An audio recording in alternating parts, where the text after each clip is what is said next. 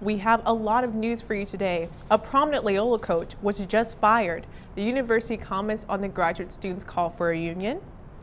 We share plenty of activities for how graduates can celebrate their final days at Loyola and how animals can improve your mood. From the Convergence Studio in the School of Communication, this is Loyola News Chicago. Hello and welcome to Loyola News Chicago. I'm Casey Frink. And I'm Chloe Johnson. We start with breaking news from Loyola Sports. Another Loyola sports coach was just fired, just weeks after the firing of women's basketball coach Kate Octor. Men's volleyball coach Mark Holst is the latest coach to go. Loyola Athletics announced this afternoon that his contract will not be renewed. Holst has led the team for 7 seasons, leading the Ramblers to 120 wins and 61 losses. He signed on as head coach for the 2016 season after serving as assistant coach for 4 years. During that time, the Ramblers won 2 NCAA national championships and 3 NEVA championships. The Ramblers went 18-9 this season and ended the season ranked number 11 in the country. Their season came to an end after they fell to Purdue Fort Wayne in the second round of the NEVA tournament last week. We have an update to last week's story about the Graduate Student Union. They have been trying to get Loyola to recognize them as a union. University spokesperson Anna Rosnich responded to our request for comment. The university's statement said, in part, "We respect our graduate assistants and believe it is incumbent upon us to provide a socially just academic environment for them by listening and working together to create a rewarding and teaching and research environment. Loyola remains committed to evaluating the support the university provides graduate assistants and to making improvements where necessary." The statement also said, Loyola does not see graduate student workers as employees under the definition of the National Labor Relations Act. UIC has the only recognized graduate student union in Chicago, and they announced on Tuesday that they reached an agreement to earn over $24,000 a year by the end of their contract and $2,000 in retro pay for this year. In response to the ongoing gas price surge on Wednesday, the City of Chicago announced a prepaid gas and mass transit card lottery with monthly drawings throughout the summer. As the gas problem continues, many local drivers have had to cut back or charge their habits. While there seem to be fewer cars at the pumps, some drivers have been looking for ways to fill up for less. While gas is typically cheaper in the suburbs, drivers are now seeing wildly different gas prices within the same neighborhood. Those able to shop and drive around can save a lot on their next tank of gas.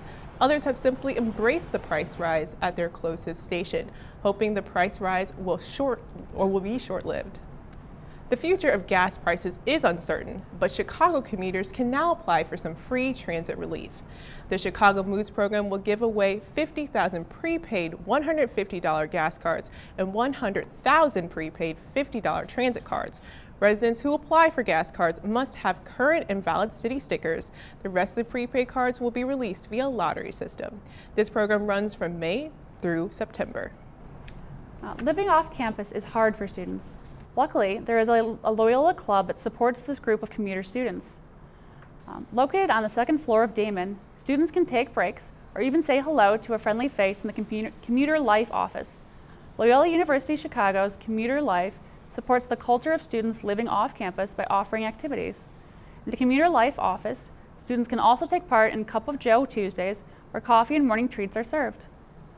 Every morning I wake up trying to determine whether I have to take the train or get on a shuttle or even take the bus. Sometimes if the train's down, I have to decide if I have to Uber. So there's a lot of different avenues to get to school, obviously, but it is a bigger thought process. Students can make new friends and feel supported through Commuter Life activities. Commuter Life continues to support students' connections so they feel at home on campus. The Halas Recreation Center, located in Damon, has been making some changes. With the influence of social media, Halas is geared up to provide new activities. The center hosts intramural sports, climbing lessons, and the gym facility. New equipment has been added to the downstairs weightlifting rooms, and new classes are being added to the gym to help beginners learn to weightlift. Director of the Halas facility Erin Carlson, is working to encourage all students to join no matter where they are in their journey. We welcome all, not only of all backgrounds, identities, but also of experience levels, both with fitness, sports, all of our other programs, and being really like purposeful in the language we use and like really like putting it in our facility on signage. Carlson hopes students will take advantage of the upcoming fall semester classes and added gym equipment. And Hallis urges students to have fun and stay active. Graduating students can now reserve more tickets for their guests. Each student can get 2 more tickets on the Rambler ticket portal. The only exception is for dual-enrolled students in the College of Arts and Sciences and the Quinlan School of Business. Students must claim their tickets by Wednesday, May 4th. No more tickets will be given to students. Each ceremony will be live streamed on the commencement website. Commencement is upon us, and this year the events include the class of 2020 and 2021. Mary Planky has more. For the first time in 3 years, Loyola will be hosting in-person graduation and graduation festivities on campus. This year's festivities include activities for graduates of 2020 and 2021 who missed out on their graduation ceremonies. Students from both classes have mixed feelings. So I know there's that Friday there's like a boat cruise that I'm definitely going to because it sounds really fancy. And I do know a couple of my friends from the class of 2021 at least are attending, so I won't feel like awkward or anything like that. So I'm not planning on partaking in it just because I feel like my time as a student has already passed and I'm over it. I don't want to go back and think about it anymore. The celebration weekend for the class of 2020 and the class of 2021 will take place the weekend before commencement. Mary Planky, Loyola News Chicago. Congratulations to all of the graduates from the last 2 years. It's always sad to say goodbye, but the Office of Student Activities and Greek Affairs is hosting several events to celebrate the graduates. Graduating students can attend their finals breakfast. This event is on May 4th and starts at 7 p.m. in Gentile Arena. Saga is also hosting the Senior Toast, a Loyola tradition. It's on May 9th starting at 5 p.m. You can pick up tickets for the finals breakfast and Senior Toast at the Damon Student Center. Check LU Community for more details. With graduation just around the corner, seniors are making plans for the future, but with plenty of great reminders from their time as undergrads. However, one bad memory from their college days, likely to stick with seniors for the long run, are student loans. In a normal non-pandemic year, loan payments start 6 months after graduation. StudentAid.gov has a repayment calculator to help students figure out their monthly payment. Students continuing in the fall should apply for scholarships to save themselves a big bill in the future. There are both department-specific and general scholarships for continuing students. The application for continuing student scholarships is open now through June 1st. So there's still plenty of time to get yours in. Coming up, find out how you can use your artistic skills to show support for Ukraine. They said I would never become a doctor. They said my skin was too dark. I should straighten my hair. They thought my nose was too big. They counted me out too many times to count. Because I fight to be heard, they call me an angry black woman. My hair was distracting. I would never start my own business. I say my skin empowers me. Take it or leave it. I say don't touch my hair. I am a black doctor.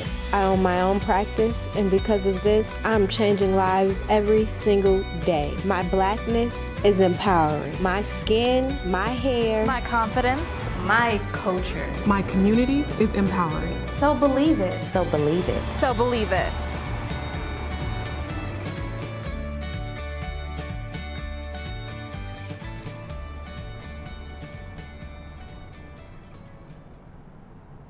A new exhibit at a museum in Ukrainian Village is starting to catch the eyes of people all over the country. Reporter Cami Baranda spoke with the curator about why the display is so meaningful right now. The Ukrainian Museum of Modern Art has recently opened an exhibit featuring pieces that show support for Ukraine. The curator of the exhibit, Adrian Kochman, believes the space gives artists a voice and helps bring people in the neighborhood together. We just felt like we needed to somehow connect with the community and provide a space where people could express themselves about what was going on. The artwork shown in the exhibit comes from people of all backgrounds. Some pieces were made by local high school students and donated to the museum by their teacher, while other pieces were shipped from out of state or donated by art collectors. The community Ukrainian bank next door even donated printouts of an online group called Art Against War to help protest and spread awareness. The Ukrainian Museum of Modern Art is still accepting work from local artists. Kochman says she's been partnering with other art groups online who are looking to sell and donate their works. We had partnered with them and Artsy to do an auction that was very successful to send money for refugee aid, humanitarian aid to Ukraine. The exhibit strives to create a space that brings the community closer through the history of Ukraine and their position in the war. The purpose of this institution was to promote and also encourage artists to create freely. And in that sense was providing a voice for creatives that couldn't be provided in the Soviet Union. But a lot of us in the community have, like my mother's a World War II refugee. I'm first born in the States. And so all of us have, well, those from Eastern Ukraine, I should say, which was under the Soviet Union at the time, a lot of us have stories, family stories related to that. The Ukrainian Museum of Modern Art will have the exhibit available to view until June 4. Cami Baranda, Loyola News, Chicago. Exhibits like these support Ukrainian forces as they continue to fight for their homeland against the Russian army. The Andersonville neighborhood may be one of Chicago's best kept secrets. Time Out magazine has rated Andersonville the #2 coolest neighborhood in the world, second only to a neighborhood in Copenhagen, Denmark. Reporter Jacqueline Davis takes to the streets of this lively northern neighborhood to find out. Nestled near Loyola's Lakeshore campus, Andersonville is one of Chicago's most charming neighborhoods. With a population of over 21,000 residents, the laid-back yet lively neighborhood holds Swedish roots, which today can be found through its unique architecture, storefront shops, and cultural museums. Scott Martin owns two local favorites, Svea Restaurant and Simon's Tavern. Martin says Andersonville is Scandinavian through and through, dating all the way back to 1871. A lot has changed in that time, but Martin says that Swedish spirit lives on today. I think more now it's an energy of what the community had been. Just like other ethnic communities throughout Chicago. It's changed only in the sense that the spirit is still here, but the community has grown. Named after farmer and landowner John Anderson in the 1850s, the Scandinavian farming community underwent a housing boom in the 1980s. Since then, the neighborhood has prospered, with its local businesses and diverse communities. And although Andersonville isn't always the first neighborhood mentioned in terms of Pride events, it is home to many LGBTQ+ residents, businesses, and events. There's a huge LGBTQ+ presence here, and those people have really embraced, I think, the Scandinavian experience of being here for everybody who's ever come here, or anybody who might be thought of as different. Although Martin enjoys the diverse presence in Andersonville, he says it is now rare to find as many Swedish small businesses in the area as there once was, due to mass commercialization in the area. Still, it's residents like Martin that keep the Swedish spirit alive in Andersonville by welcoming new neighbors and sharing in old traditions and recipes. Svea Restaurant, we feature Swedish pancakes. They're the best in the city. So we do a lot of the traditional foods here. At Simon's, during the holidays, I cook Swedish glögg. It's a very traditional Christmas drink in Sweden. One can catch Martin around the neighborhood, celebrating his culture the best way he knows how. Jacqueline Davis, Loyola News, Chicago. Andersonville is also a great place to enjoy the summer. And with the summer right just around the corner, we have Coco Sharp, who would tell us some upcoming events Andersonville has to offer.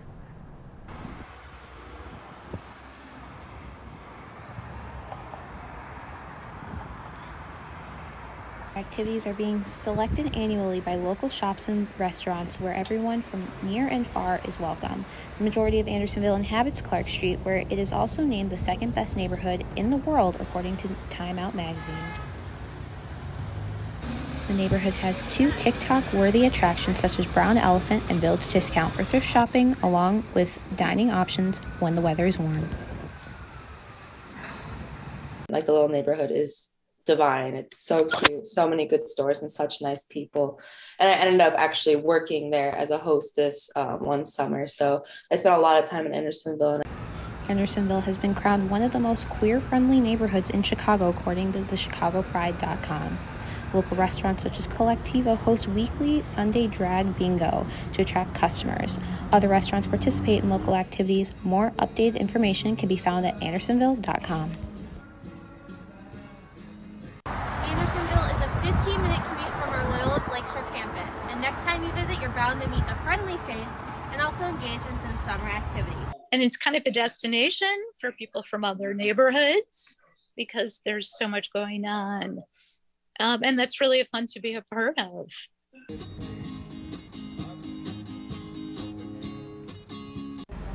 From dining to shopping, Andersonville has a lot to offer at any time of day. People come to admire all that the neighborhood has to offer.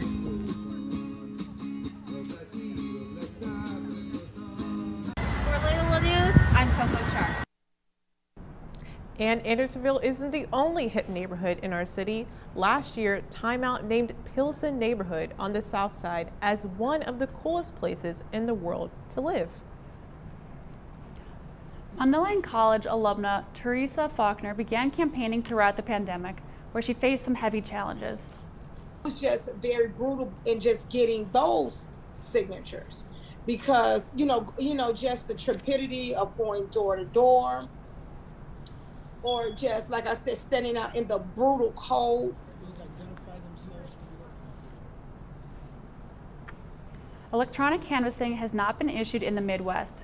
Local candidates are urging states to act in efforts for the higher voter turnout.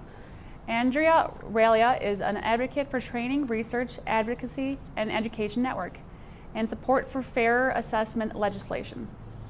We're behind in the times, even though there's legislation pending in the legislature right now to have petitions circulated electronically. Faulkner is one of many local candidates whose campaign was impacted by limited voter participation throughout the pandemic. She hopes to represent Chicagoans as another woman of color fighting for change. Electronic canvassing is not a common practice in the Midwest. We're In behind 2020, an times, Ohio federal judge ruled that state-issue campaigns could collect signatures electronically. During the pandemic, a Michigan LGBT roots group started collecting electronic signatures, but many of their signatures were not counted. In Iowa, electronic voter signatures are accepted for school board issues only. A Missouri constitutional amendment to allow people to sign petitions electronically was not included on the 2018 ballot. Up next, find out how you can get a furry friend of your own. Plus, how those friends can help relieve your stress.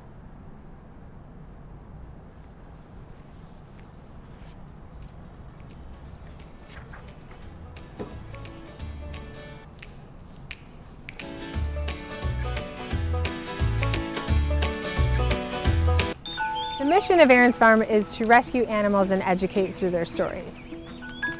Now, we want to reach as many kids as we can through the animal stories, through their friendships, to show that they're like us.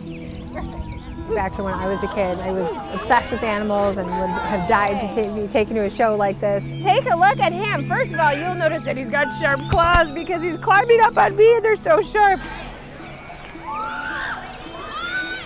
I think this farm is different from other educational farms or places around because we're not like a petting zoo. It's a hands-on science class, which you're not getting in a petting zoo type environment. My dream was to work with children and animals, and I was able to make that dream come true. And I want that for all these kids. I want their dreams to come true too. Aaron's Farm. Rescue, sanctuary, advocacy. To find out more about Aaron's Farm and how to schedule a visit, go to aaronsfarm.net or connect on Facebook at Aaron's Farm 1. Animal shelters around the country are starting to notice that large dogs are not being adopted as often as they used to be. The Anti-Cruelty Society began posting promotions on their website to help get the large dogs out of the shelter quicker. The director of the Adoption Experience Team at the Anti-Cruelty Society, Sarah Hayes, has been trying to find more ways to get their dogs and out of the shelters. We have a coalition between quite a few local shelters, so we are working with them constantly on plans to promote the big dogs together. And we are working on a campaign locally to promote all our big dogs and come together as a coalition. The Anti-Cruelty Society is offering a $40 adoption fee for all their dogs over 40 pounds on their website. Make sure to check it out and help give those big pups a new home. End of the semester upon us, many students may find themselves needing to take breaks from their study sessions. And yesterday was a perfect time for students to de-stress with dogs. The group Active Minds and Snail put together an activity on the north lawn of the Damon Student Center. It gave students a chance to relax and get some fresh air. While playing with the canines, advisors talked about the prevention and treatment of mental illness, a lesson that's especially important during the stressful time of year. Many students just walked by to pet the pups, while others decided to park and sit with the future service dogs. This event is just one of the activities available to students during the last weeks of the semester. Dogs aren't the only pets helping Loyola de-stress this final season. Reporter Amelia Ickes shows us how other four-legged friends help make college life better. Some Loyola students are finding stress relief this final season in the form of a furry friend, like my roommate Ava Pagnugo. I come home, I play with my bunny, and immediately everything that was bad in the day just out the door. I just get to see a cute little furry animal and I forget everything that's like bad in the world. Ava is the owner of Rigby, a mini Rex rabbit that she adopted in September. Rigby is one of just many pets owned by college students across the country who turn to their fuzzy friends in times of need. A study from Beyond the Treat found that 90% of college students said that their pet helps them feel less anxious or stressed. But that isn't the only benefit of having a pet in college. 50% of college pet owners said that their pet helps them make friends. Meanwhile, 68% said that they enjoy the extra responsibility having a pet brings into their lives. Despite the benefits of that responsibility, Ava says it's important for students to know what they're signing up for before getting a pet. Please don't get a pet just because they're cute. Make sure you actually want one and they're actually like a living being that needs love and care and clean hygiene. Whatever your reason is for getting a pet, make sure you have enough time to take care of it like it deserves. Amelia Ickes, Loyola News, Chicago. Remember, your pets will be around after you graduate, so be sure you're ready to take care of them for a long time. Another school year comes to an end, and I think we can all agree with a year like this, summer break is in order. Reporter Robert Malcolmacki visits the Schreiber Center to talk to students about their overall experience of this year. The end of the semester is coming, and so is the end of the school year. After a school year that's been affected by COVID in every way, we came out and talked to some students about their experience coming back in person. I was just so excited to be back in person, and I was able to get involved in a lot of things that I wasn't freshman year. So I honestly had a great year because of it, and it just I'm so happy that we were able to be in person this year. The 2 weeks online at the start was not ideal. Definitely made the semester a little interesting per class because we didn't really start lessons until 2 weeks later. So once we got back in person, it was really good. It just went really quickly after that. But yeah, no, it's pretty much what I expected. We also asked students about their hopes and expectations for next school year. I'm hoping to just go back to normal after this. I feel like as long as people who are getting sick are getting tested and all of that kind of stuff and staying away from people, I feel like we can go back to the way that we were. I think they're going to go no mask across the board, get your booster, call it a day. That's my hope, and that's what I'm expecting. But yeah, no, I think they're going to just kind of stop COVID protocols for the most part. Although no one can predict for sure what COVID will do or what the university will do, students do remain hopeful that things will somewhat return back to normal next school year. Robert Malcolmacki, Loyola News, Chicago. The university will relax its COVID protocol, but I guess we will just have to wait and see. The semester is coming to a close and summer will officially start. Because there are minimal COVID-19 restrictions, students are especially excited to have a more normal summer. I'm excited to explore more around Chicago. I didn't really go out much when I was here over the summer last time, so I'm excited to adventure more. Probably just get outside, like I said, basketball specifically, just go out to eat in the restaurants, the rooftops, so yeah. So I just joined the HRSA, so we're going to have to look into trying to develop that further. They were kind of limited with the pandemic, so the hope is that I'm on the board now, so the hope is to change things and make it a little bit more interactive with everybody at school, because the hope is that people know what HRSA is and kind of make HR a better department. So I'm really excited to spend some time with my friends. I'm a first-year grad student, so I'm going to be graduating next year, and so this is kind of like my last summer at home, so I really wanted to spend time with my friends at home and with my parents before I probably move to the city next summer after I graduate. Thanks for joining us for our final episode. We hope you all have a great summer and get your finals done, y'all.